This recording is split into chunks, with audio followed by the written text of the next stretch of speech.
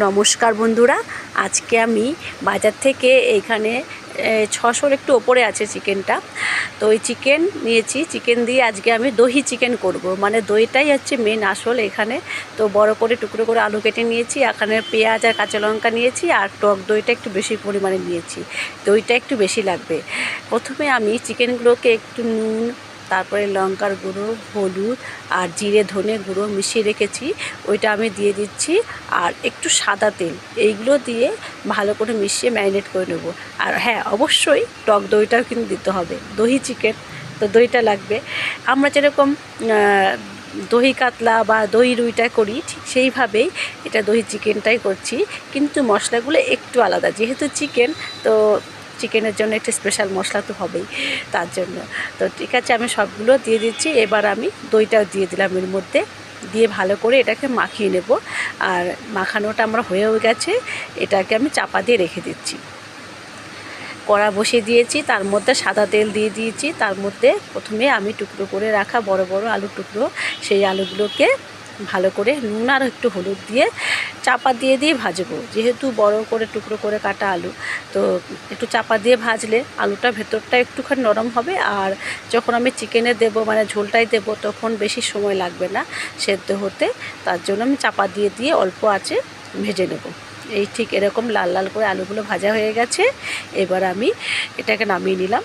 তো এখানে আমার একটু কসুরি মেথি লাগবে, তা কসুরি মেথিটা ঘরে ছিল, একটু ভেজে নিলে কি কসুরি মেথিটা একটু গন্ধটা ভালো আসে।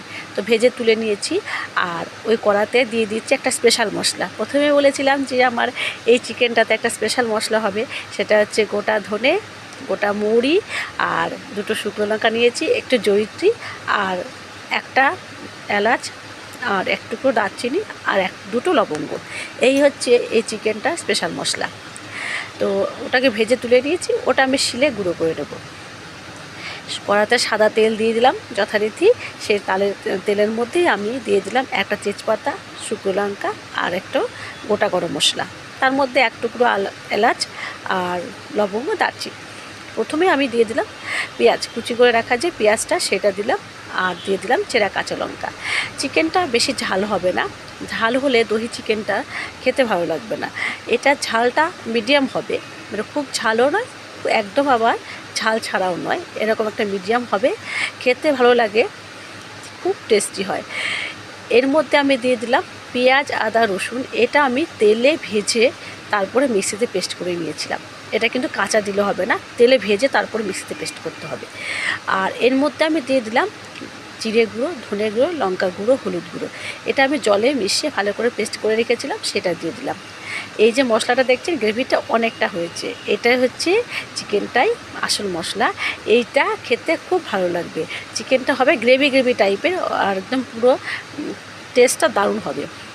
তো যথারীতি আমার মশলাটা কষানো হয়ে গেছে। এবার আমি চিকেনগুলোকে দিয়ে দিচ্ছি এর মধ্যে, ম্যারিনেট করে রাখা সেই চিকেনগুলোকে দিয়ে দিচ্ছি।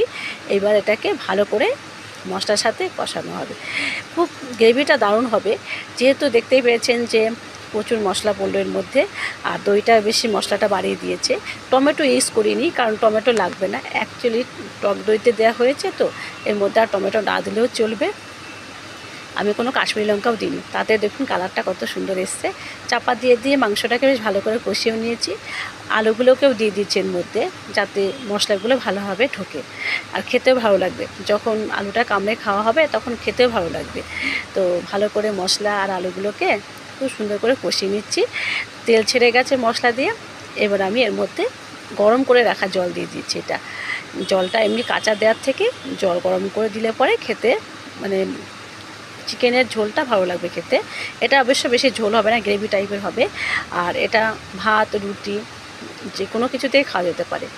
আমার মাংস মানে চিকেনটা সেদ্ধ হয়ে গেছে, আলুগুলো সেদ্ধ হয়ে গেছে। এবার আমি এক এক করে ভেজে রাখা মশলাটা গুঁড়ো করে নিয়েছিলাম শিলে, সেটা দিয়ে দিলাম। আর দিয়ে দিলাম কসুরি মেথি। দারুণ ফ্লেভার এসছে, একটা সুন্দর ফ্লেভার, এত সুন্দর এসছে কি বলবো। কালারটাও দেখুন খুব দারুণ এসছে। চিকেনটা এত মানে বেশি হয়ে গেছে, কড়াটা ছোট। তো কেমন লাগছে বন্ধুরা বলুন, কালারটা দেখেছেন, দারুণ এসছে। কাশ্মীরি লঙ্কা ছাড়াই কিন্তু রান্না হয়েছে। আর আমি বড় ছেলেকেও দিয়ে দিয়েছি। তো ভালো লাগলে অবশ্যই ভিডিওটা একটু লাইক আর শেয়ার করে দেবেন। সবাই ভালো থাকবেন, সুস্থ থাকবেন। আমার দুপুরের খাবার এই, দেখেছেন, ঠিক আছে। রাখছি, টাটা।